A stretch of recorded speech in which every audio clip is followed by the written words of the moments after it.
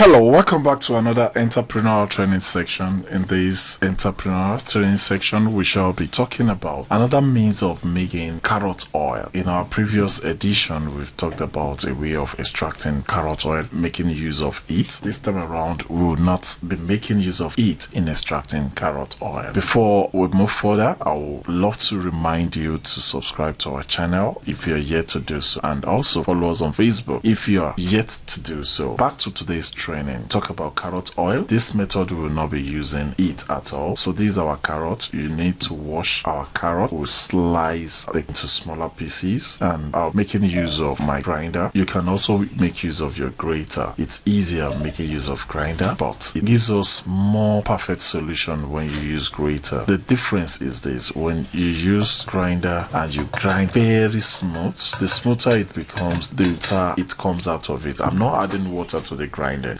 but more water will be extracted out of it because it's fresh carrot, so there is going to be water in it. So which means after our production, after our oil production, we will be seeing some settlements, some water settlement. So all we just need to do is to make it relax for about 24 hours or thereabout and pour out pure oil. But if you are using it at home, you might not need to disturb yourself. If you're doing it for sale, then you have to get the water out. If you're using it by yourself, all you just need to do is to take the part that is not having water away and leave the one that is having water and make use of that first. There is no problem with it, using it on your skin or adding it to cream or thereabout. The only thing is gets fermented easily. So after grinding, you put it in your container, then pour your oil into it. You can make use of olive oil, you can make use of coconut oil or any other oil. I'll be using coconut oil because I don't really like olive oil. To me, it seems as if olive oil does not really have too much characteristics that would help the body glow, so I prefer coconut oil. So you soak it,